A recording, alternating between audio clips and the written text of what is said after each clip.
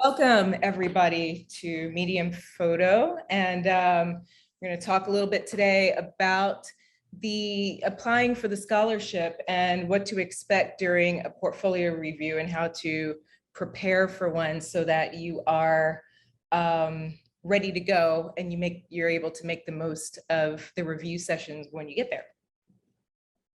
So we're just going to jump straight in. If there's any questions along the way, feel free to stop me. We don't need to wait till the end, but we will take questions at the end as well. But yes, if there's something along the way that you need to jump in and say, then by all means, please do.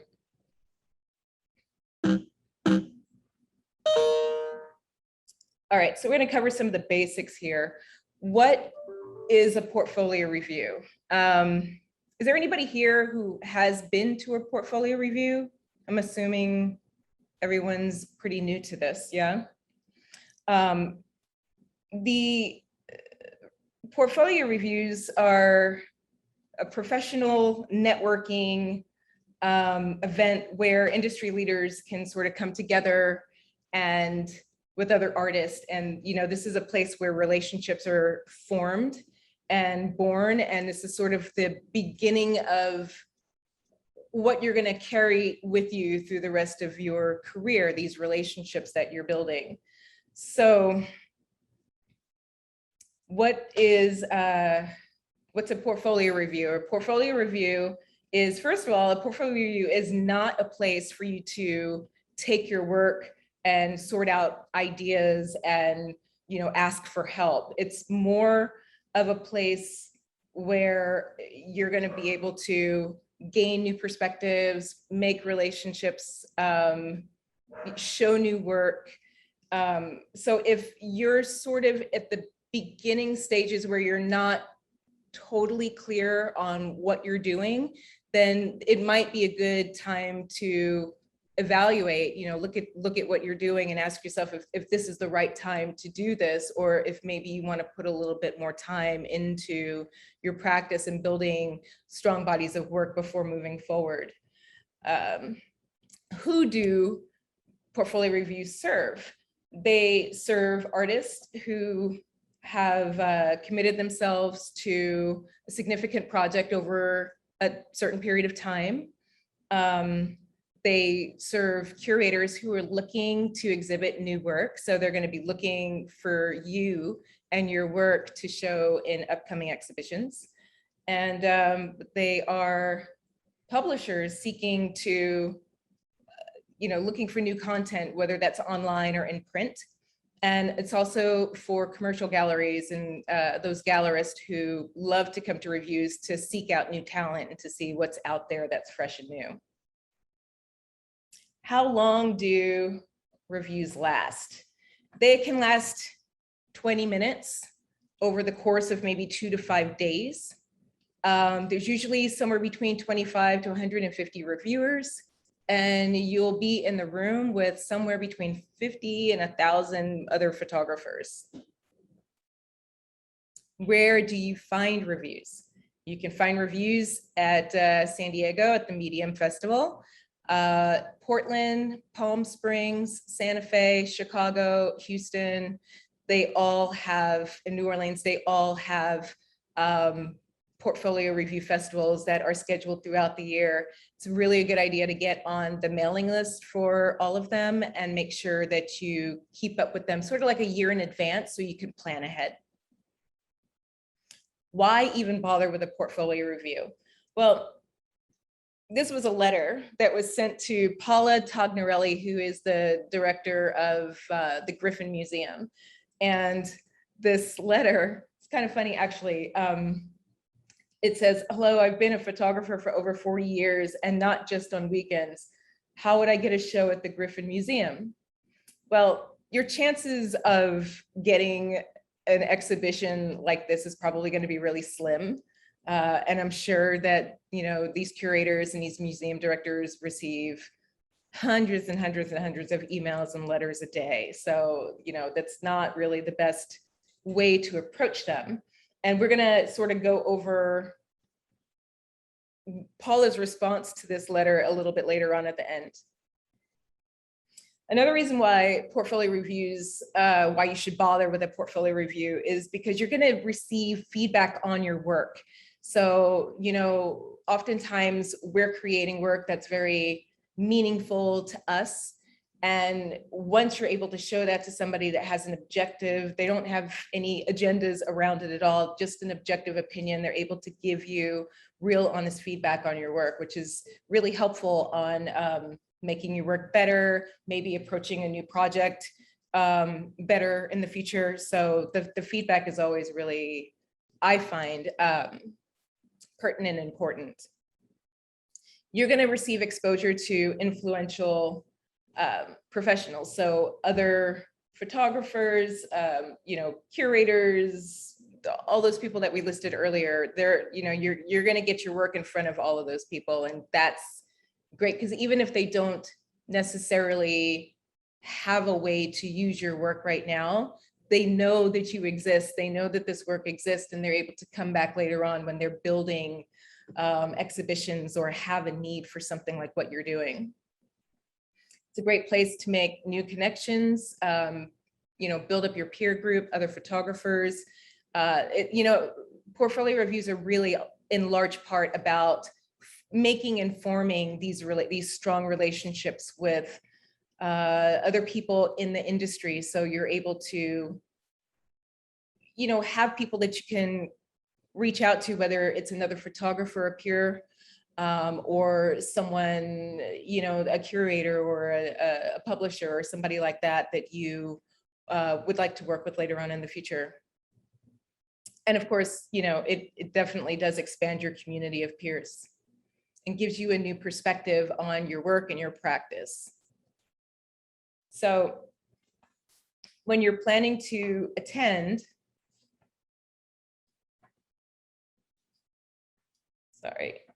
when you're planning to attend,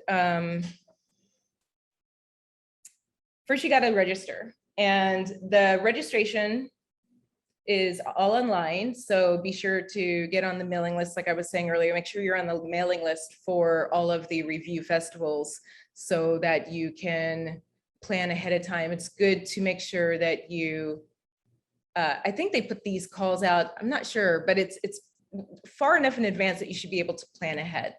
So just be sure to get on their mailing lists. The meetings. So you're going to research and rank the reviewers that you choose based on who you want to meet the most.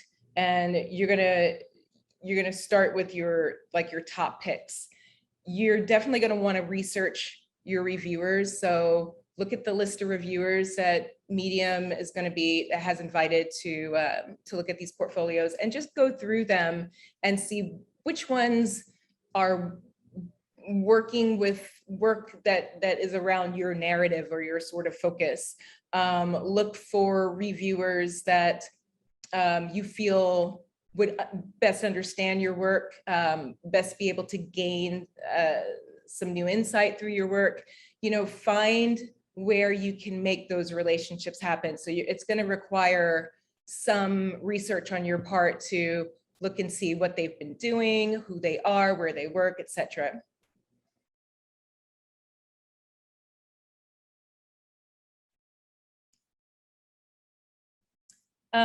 So open portfolios. The open portfolios it's like a great opportunity to talk to the general public about your work.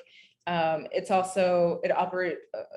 offers sort of greater opportunities to meet other curators that maybe you weren't scheduled to meet with. So other curators that maybe you wanted to meet that were on your list, maybe they were full. This is a great opportunity to get their eyes on your work. And it's also a great time to see the work from other photographers and other, peer photographers. The reviewers fall into sort of few primary categories. You have curators from museums and nonprofit exhibition spaces. You have editors from print and online publications. You have gallery owners who have sort of commercial interest in your work, and book publishers who can help get your work published in a monograph. curators, magazine editors, gallery owners, and book publishers. Who attends reviews?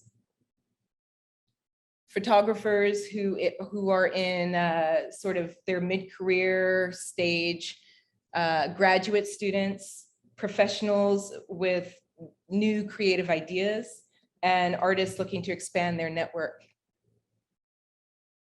The emotions that come with reviews. So reviews can be intense, emotionally intense, because you're basically putting your work out in front of strangers and asking for feedback. And not everyone is going to love your work. You'll have some people that love it and some people that don't really respond to it at all. And it's so the emotions can be sort of roller coastery. It can be very up and down. But I think the thing is to try to listen to the feedback that you're getting from everyone and, apply the stuff that works for you and discard the rest, but be open to hearing what they have to share with you. And just know that it's pretty normal and natural to have a range of emotions during these sessions. And networking. So the networking is really, I think, sort of one of the primary reasons to do these types of reviews. So you're going to make lots of friends during these things. You're all in these close quarters looking at each other's work, and it's a great opportunity to talk with other photographers about their experience. These people are going to share information with you about their review session and the reviewers that they worked with. They're going to be able to introduce you to other people. They can become creative supporters in your career moving forward. And there are lots of photographers that I've met at reviews that still to this day, I can go back and call and we can talk about stuff or email work back and forth to each other for, simple critiques. So it's a really great way to network. And then there are these extra reviews that generally speaking, these extra reviews are going to be available. They're usually announced to, the general sort of festival, and or there'll be like a sign up form or something like that. And this is another great way to get the curators that maybe you wanted to see, or maybe they were further down on your list, maybe you didn't have room for them on your list. This is a great way to sort of squeeze in a few extra reviews. So I would definitely take advantage of that when they're offered. Presenting your work. So this is something that I was receiving a lot of questions about when the scholarship was first announced. And so this is a really important section, how to present your work. What do you bring? So first of all, you want to bring 20 prints from maybe 1 or 2 bodies of work that you feel pretty confident about. Number 2, you want to bring exceptional prints that are, if possible, the size and quality that you would exhibit, so that they have a really good idea of what they would be showing. Sometimes it's not possible if your work is super large. So, I would say in that case, make a smaller print, but make sure that your prints are, fairly good quality so they can see the paper that you're working with and the type of printing processes and whatnot. You want to bring a simple box, like a clamshell box that can open and close easily, and can, you can move your prints from one side to another. If you aren't familiar with clamshell boxes, let me know at the end of this and I can show you what one would look like. And then there's the iPad, and the iPad is a great way to show sort of maybe larger pieces in situ, like in an environment that it would be in, or if you have installation-based work, this is a great way to show that. And here is a good example of that.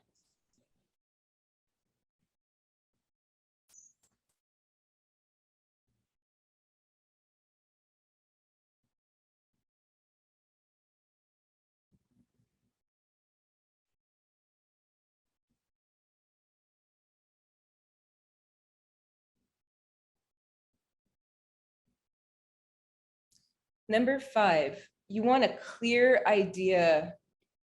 You want to bring a clear idea of what your work is about. So make sure that you understand your work when you bring them to the reviews. They're going to ask you a lot about, why you made certain decisions, and you want to be able to answer that.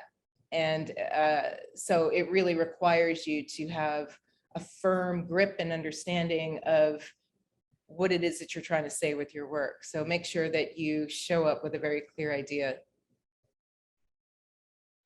Number 6, you want to have knowledge of your reviewers. You're going to have to make sure that you do your homework. I know that I said this earlier, but I just want to hammer this home because it's really important that you make a list of the reviewers that you want to see, that you want to sit with, and then go back and research them. Do all of your homework. Research the reviewers, learn about any recent exhibitions that they're doing, any publications that they've been in recently, interviews, any new appointments that they've been appointed to. If they've moved from one museum to another recently, you might want to congratulate them on that move. And make sure that you take notes during your review. You might want to use like a digital recorder, but make sure that you ask for that conversation to be recorded first before you do so. Be sure that you're being honest and upfront with everything. So just put the recorder right there on the desk and ask if it's okay to record the session. And usually, people are pretty accommodating in that way. Remember that you're asking them to sort of take an interest in you. So in return, you need to take an interest in them. You want to treat this like you would any other relationship that, professional relationship that you want to get something out of. So it's a two-way street. Oops. And then bring a list of questions that will help you to sort of engage in that conversation. It just shows that you have an interest in what they're doing. So ask questions about their projects, about their work, about their career path. And I think that you will find that if you show an interest in them, that they will take an interest in you as well. Number 7, leave behinds. So you want to make sure you bring lots of business cards because you're going to be handing them out to everybody. But also, this is probably a good time once you've made a list of your reviewers and you've gone back and you've researched them and you sort of understand, okay, these are the people that I'm going to be talking to. Make a simple leave behind. It doesn't have to be anything elaborate. It doesn't have to be expensive, but just something that you can leave with them so that when the reviews are over, they remember who you are. They can remember the conversation that you had with them. But before you press it upon them, you might want to just ask, like, is it okay to leave this with you? Most of the time they say yes. Sometimes they might say no if they've received a bunch that day. But yeah, it's always a great idea to have some sort of a leave behind. And remember that reviewers, they can connect you with collectors and board members, and you never know who they are connected to. So you don't want to assume, but they are definitely there to help you out. So, these leave behinds are great because they can also share that with other people and pass that on, and they have a little bit of your work to be able to sort of lead with that. Number 8, bring an open mind. So you want to remember that just like Muhammad Ali, you are the greatest. So even though some might love your work and some may not resonate with it as well. You want to show up bringing your A game and feeling really good about what it is that you're showing them, feeling really good about you. And I, you know, in just like in any other situation like this, you're going to be selling yourself, and, you know, having that confidence and having that ability to project really goes a long way. And that's, you know, confidence doesn't mean cocky. Confidence means, you know, understanding what your work means and being able to confidently speak about that. So what do you expect? What to expect at these things? Well, you want to keep your expectations low, but expect that you're definitely going to be forming new relationships. And honestly, if that's the only thing that you walk away from these reviews, know that that is a really like a huge step forward, a huge step through the door. Just being able to get your work in front of these people lets them know that you and your work exist.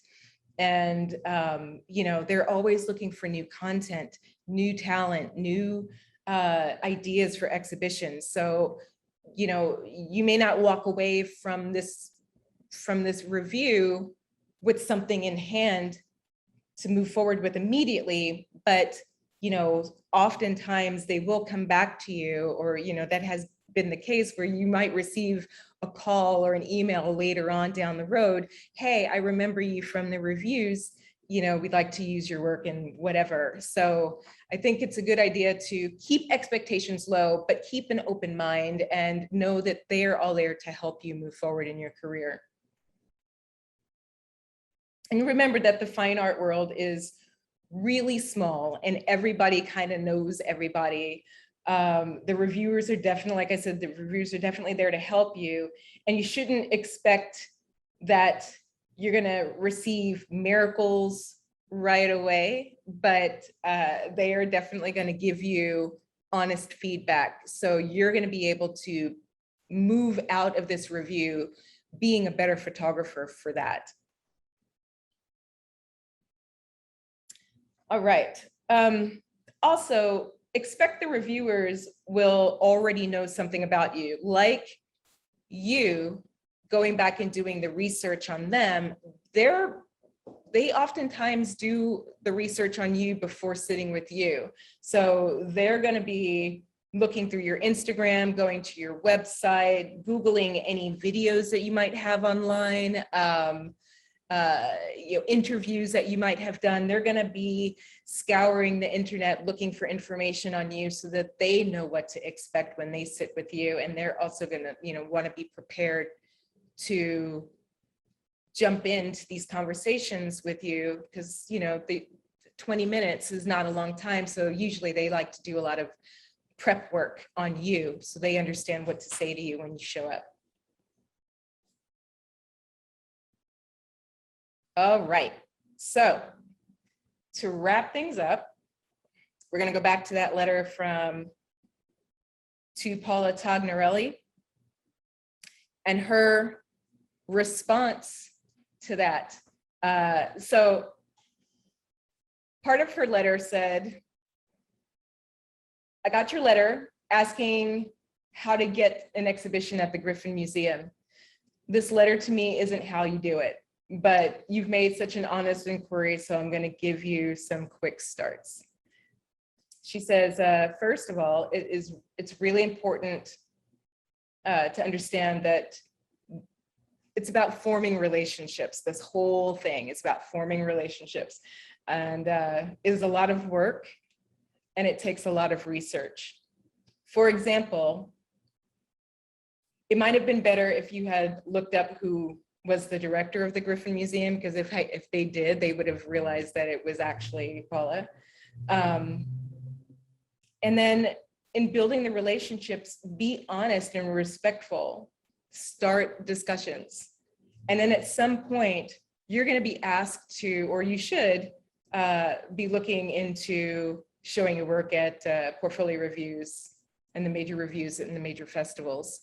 And so that was sort of her response to this was, it's not going to do you any good to reach out and do like a cold call to these spaces. They are inundated with requests from artists all of the time, and they don't have time to field all this stuff. So she's suggesting that the best way to get an exhibition is to go to a portfolio review. Make sure that your work is ready to go and that you show up to these reviews and you're there with an open mind, your solid idea of what your work is about, and show your work and get your work out in front of the eyes of the people who are going to be making these decisions. And you'll find that that's probably a much easier way to get a exhibition than writing a letter randomly to somebody at a museum. So I'm going to stop sharing. And I know I zoomed through that really quickly, but I wanted to make sure we had enough time for questions. So any questions through all of that? Anything I can go back over? So I do have one. Okay. Okay, so for the scholarship, in what format do we present to apply for that? Because I understand about the media review, bringing all your stuff, but to apply for the scholarship itself, what are the dates necessary for that, and how do you submit those? You kind of broke up there for a second. Can I ask you to repeat that? Yeah, so for the scholarship itself, I understand the media review, but for the scholarship to attend, what way do we present it to you, and when's the date to have that stuff in by? Right. All the necessities for that. Okay. The submission deadline is October 15th. And Scott, for them to submit the work, there's a link on that page, right? Yeah, it's an email address. It's just the general email address for Medium, which is info@mediumphoto.org. And the submission itself is really pretty straightforward. It's it's 10 JPEGs of your work and a brief statement, basically about what you would like to achieve by attending. So that could be as simple as I'm, trying to get more exposure of this long-term project I've been doing, in a few more words than that. But some people go to reviews and they specifically are looking to get a project published, or they want to meet with a magazine editor, or some people have really, really specific goals. But the scholarship application is pretty simple and straightforward, and we kept it that way because we want people to apply. We didn't want to make it big and complicated. So it's essentially a short statement in 10 JPEGs. Got it. Any other questions? Yes, I have one. So does the scholarship just cover the review fees? It does, yes. It does not cover travel or lodging. So there's still costs for individual scholarship recipients. If you're not in or near San Diego, then coming to San Diego is going to be part of that as well. But it does give you basically a VIP pass to the entire festival, which includes the keynote lecture, which was announced yesterday, which is by an artist based in New York named Lyle Ashton Harris, and then a full day of lectures with that as well. And there's an exhibition reception. There's the open portfolio walk. There's a lot of kind of other things that go on, but that's specifically what the scholarship covers, are the fees involved. Okay, thank you. Mm-hmm. And when will it might be on the website, but when will the recipient be announced? I'm gonna jump to the website. We just said November 2021. I think internally, our goal is to get it around November 8th to have that decision. There's a jury of five 5 different people who are reviewing or choosing the scholarships. And so that basically from October 15th to about November 8th gives them about 3 weeks to turn that around. And they're also the same jury who is working for us for the Northern Exposure Scholarship, which is a separate scholarship for artists living in Mexico. Got it. Got it. Are you only handing out one of these? There are 2 scholarships available.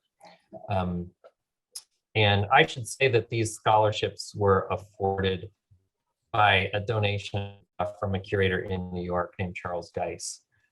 Charles Geis has been in the field of photography for about 30 years. And he really impressed upon us that he wanted to see more Black artists at the review. And because Medium is a small organization, it was really easy for us to say, to stand with him and to stand behind that and say, yeah, we want to make change. It's definitely something that we're proud to stand with. You can email us as well at that general info at mediumphoto.org email address if you have any specific questions. I would say from our perspective, you succeed. I mean, that's what portfolio reviews are about helping scaffold artists in their careers. But even something like this, I will probably be the one to respond to that email. It would either be myself or Liliana Hueso, who's my assistant. And I am not on that jury to choose the artists. So I'm happy to, I'm a candid voice.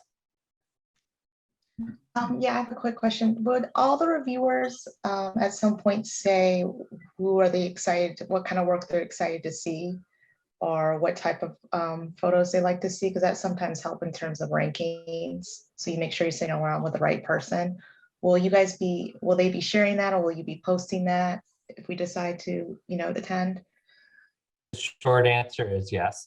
Yeah, we collect what we call bios from each reviewer. And it's a little bit more than a bio. It's just not who they are, but we specifically ask them to speak to the kind of work they're looking for, or if they're specifically looking to build an exhibition, in 2023 or, whatever period of time they're working on. They might be a magazine editor and they're always looking for street photography. They're looking for photography from a certain geographic region or that addresses specific concerns, et cetera. But in these reviewer bios, which we post to the website, all of that information is listed. And so it just basically gives a really good foundation to help make informed choices about the people that you would most like to meet with. And lastly, where is that list of the reviewers? So the reviewers are listed on the Medium website. There's a tab at the top called Review. There's a drop down under it, and there's a list of 2022 reviewers. The bios that I spoke of, those are not posted yet. They'll probably be posted in the next, I'd say 2 weeks. The actual selection process for the scholarship recipients and for any registered photographers, that happens in the first week of December. So there's plenty of time to make that decision. It's not a rushed situation at all. All right, got it. Well, Alana, thank you very much. Yes. For leading this and for answering questions. And I just want to remind everybody to shoot any questions to the info@mediumphoto.org email address. If you have them, we're here to help you succeed.